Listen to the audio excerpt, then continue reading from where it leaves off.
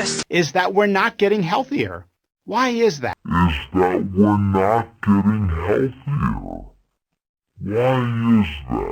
Were you diagnosed with non-Hodgkin's lymphoma?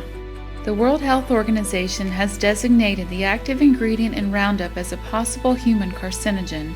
For decades, Monsanto publicly said its popular weed killer was safe. However, internal documents revealed the company knew its product was dangerous. The company knowingly put thousands of Texans at risk for cancer. We're here today to talk about Johnson & Johnson's talc-based baby powder. Both have become known to cause cancer, ovarian cancer and fallopian tube cancer in women. So women were using these products in feminine hygiene, and what would happen is the talc-based product would make its way up the fallopian tube and embed itself in the fallopian tube and the ovaries, and then it would cause cancer. Johnson & Johnson knew about this for decades. In fact, in 1970, they started realizing that it was causing cancer. Hey guys, welcome back to my channel. Here it's Lavender here, and today I'm doing another true crime case. Today I'm doing the true crime case of Monsanto weed killer Roundup and Johnson & Johnson's asbestos baby powder controversy. So let's get started into this true crime video. So on to Monsanto's Roundup weed killer controversy.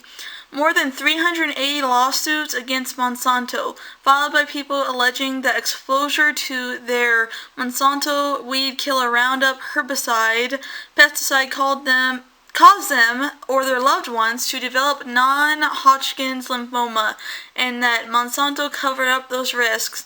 A Bayer statement said that glyphosate pesticides have been extensively evaluated and are proven to be a safe and effective way of weed control tool.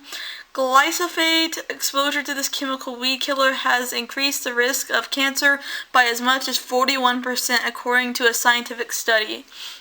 The U.S. Environmental Protection Agencies, the EPA, has assured that glyphosate-based products are safe to use and not likely to cause cancer. Critics have slammed and claimed that Monsanto exercised a heavily influenced bias on this study, and that it was heavily influenced by Monsanto itself. And now the EPA is reviewing the evidence with this.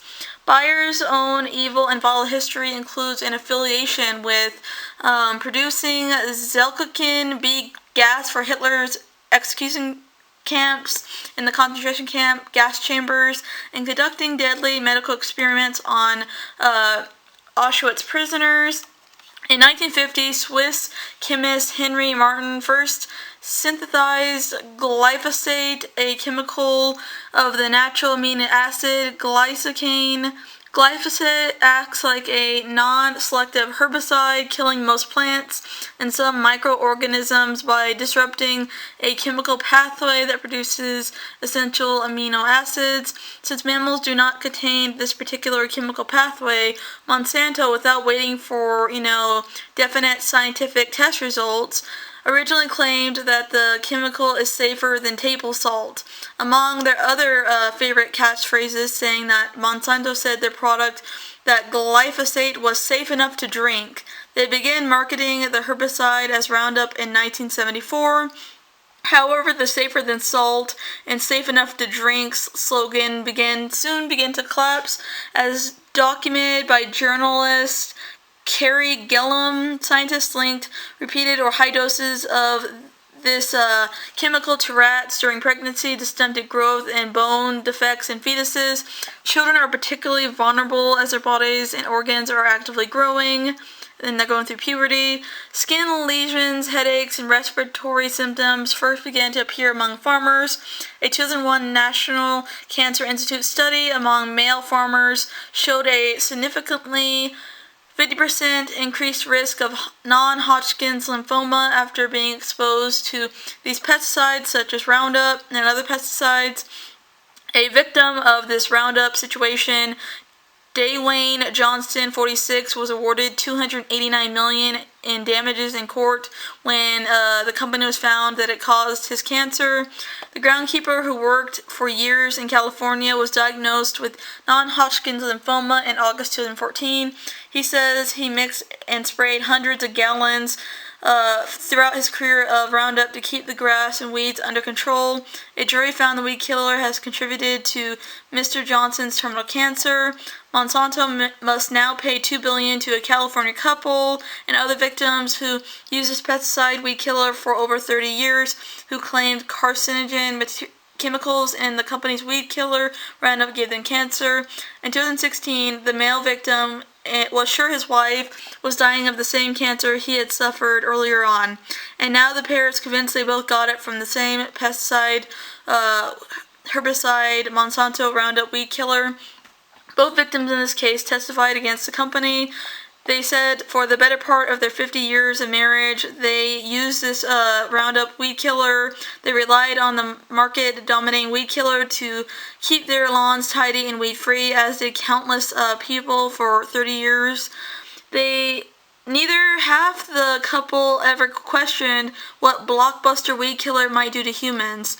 The female victim started feeling dizzy one day and off balance in the spring of 2015. The victim recalls putting off seeing her doctor when she first started to feel off that spring because she had been preparing to travel with her granddaughter to Maui, Hawaii, where her son lived.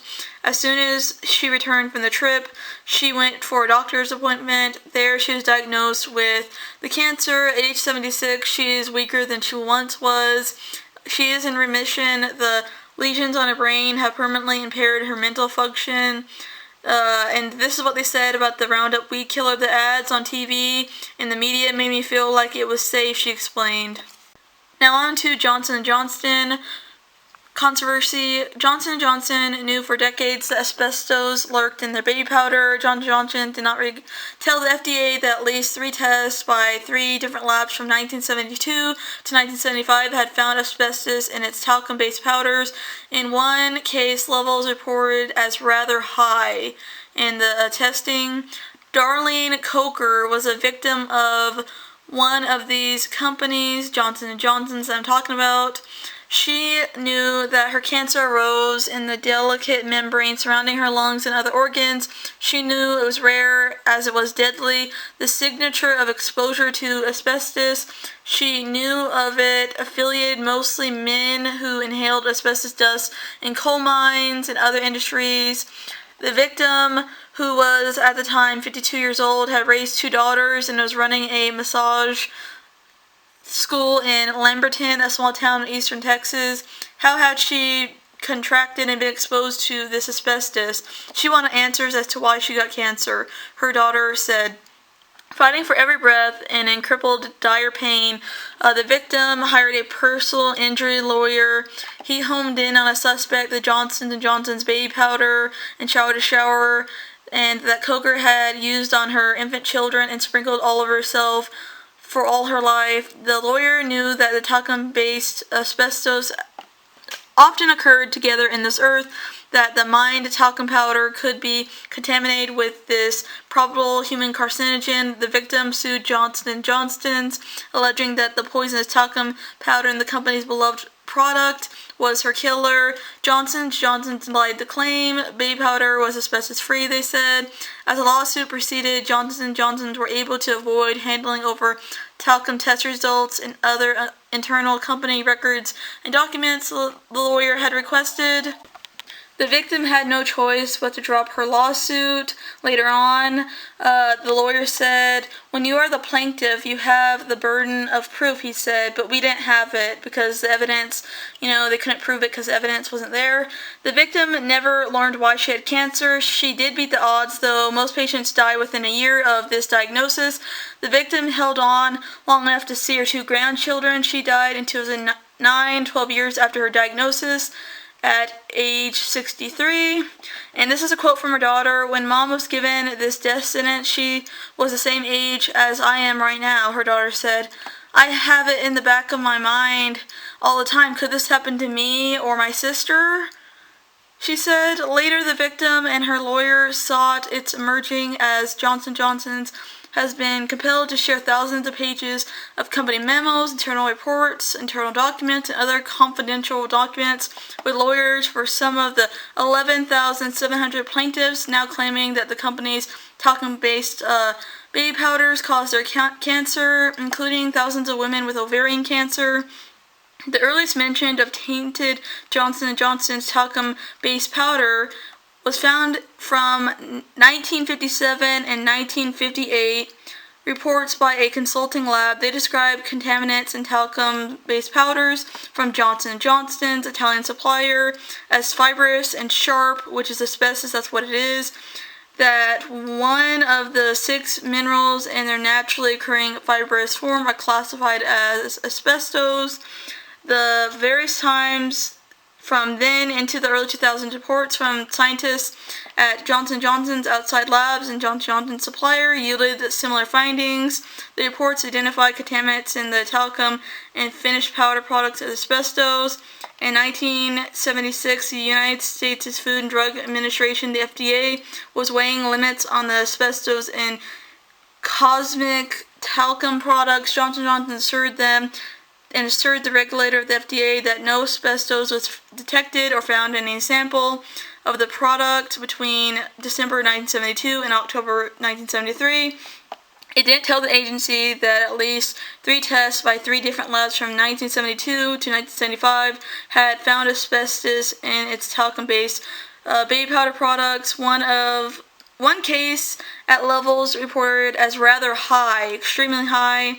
The World Health Organization and other authorities recognize no safe level of exposure to asbestos. While most people exposed never develop cancer, for some even small amounts of asbestos are enough to trigger the disease of cancer years later. Johnson & Johnson recalled 33,000 bottles of its baby powder after the U.S. Food and Drug Administration found traces of asbestos in bottles purchased online.